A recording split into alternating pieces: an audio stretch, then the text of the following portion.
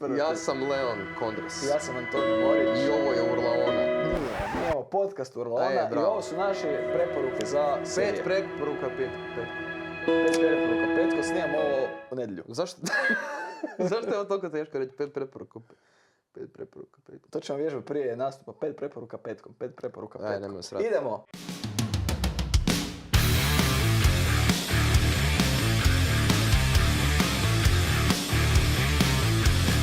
Broj 1. Mamurluk. Znači, to je, nemaš fulat. Kogod to pogleda će umreti od smijeha. Bio sam jako sretan jer smo se ušuljali u dvoranu. Ja i friend, prije toga smo gledali jedan drugi film i skužili da je otvorena su vrata od nekog drugog dvorane i ušli smo unutra besplatno. I počeli gledati film i nismo znali šta će krenuti. I bilo je poluprazna dvorana, to je bila možda prvi tjedan. I oduševili smo se. Znači neočekivanost raspleta radnje je nevjerovatna i sam taj lik Zek Galifianakisa koji je Ellen je bio nešto neviđeno na ekranu do tada, a on se u biti bavi stand-upom, u nekom obliku se bavio barem, jel? Tako da je bilo osvježenje na ekranu. Scena kad se susretnu Alan i Mike Tyson. Toliko je naglih promjena neočekivanih u samoj radnji, odnosno raspletu, da se stalno u čudu šta se iduće desiti. Alan je highlight filma, vjerovatno. Ja. Broj 2. Broj 3 nećemo. Broj 2 preporuka filma je Love Actually, to je jedan rom-com koji sam prvi pogledao s malom i super. Glumi Hugh Grant, to je britanska komedija. Oni rade super komedije i im prati nekoliko likova u isto vrijeme koji rade neke svoje stvari da se suzirno. Prema je božićni, pred Božić nešto događa i to mi je odlično. Baš onako. Jako je pitko je, a Britanci imaju dobar smisao za humor u filmovima. Nekako mi odrasli od američkog smisla za humor. Razumijem, da. I to je ima dosta komedija sa Hugh Grantom je dobro. Ali da, Hugh Grant meni uvijek, u čemu god je Hugh Grant, meni on mi iako znam da kao da je van kamere, da je šupčina neka, ali je ovako baš je nekako simpatičan na ekranu. Nisam ga nikad preporučio. Pa nije me niko pitao nikad. Nije me niko pitao preporučio. Samo komediju. Ne smiješ ništa drugo preporučiti, jasno. To mi nikad. Tako da, eto. I ne, zapravo najupečatljivija uloga mi je, kako se zove, Bill Nye. On je najstariji britanski glumac i on glumi nekog washed up pjevača koji ima nekog svog debelog agenta i onda njih dvojica ne znaju šta će i onda on snimi neku sranje pjesmu za Božić, uglavnom smiješno. Aha, broj 3, broj 3, da. Ja bih rekao Mrtav Ladan, možda evo, s ovih prostora klasik, ja znam da ga ti nisi gledao. Nisam. Znači evo, preporuka je. Broj 3, Mrtav Ladan, to je film koji sam pogledao, možda sam imao 10, 11, 12 godina s najboljim friendom i baš smo bili u fazi gledanja srpskih filmova. Dobro, to je XU film, jel?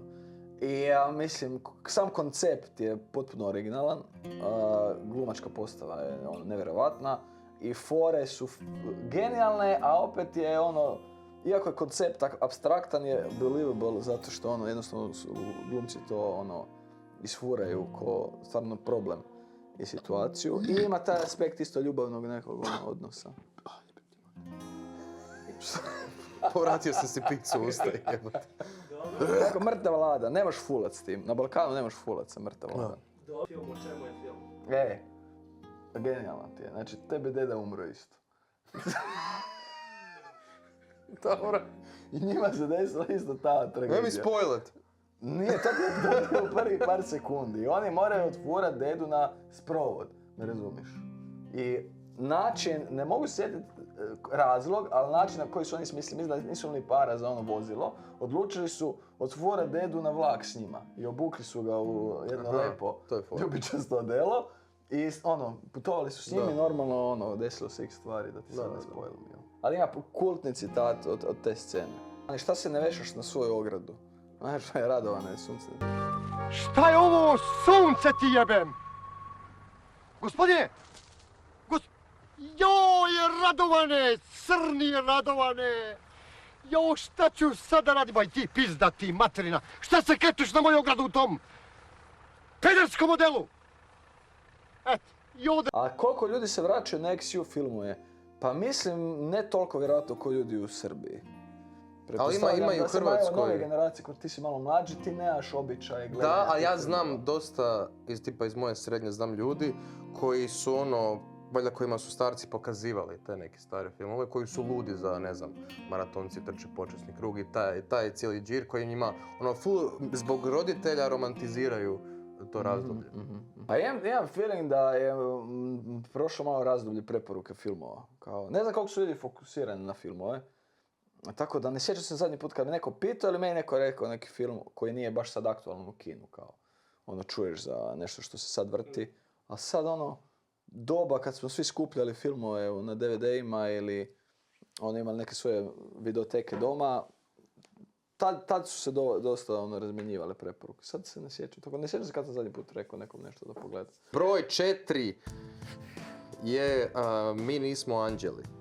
To je, ja se sjećam, nisam to fakat dugo nisam gledao, znam da sam jednom, to mi je mama mi je rekla, ali neko mi je rekao da to pogledam. I ja danas taj film pogledam 3 puta za redom.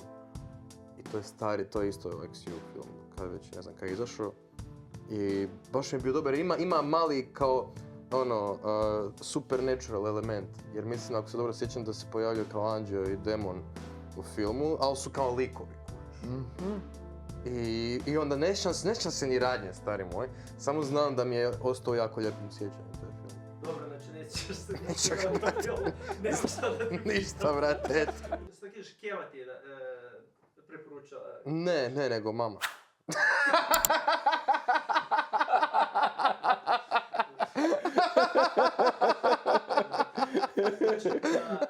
Ali da, ona mi je utjecala na hrpu mojih ukusa.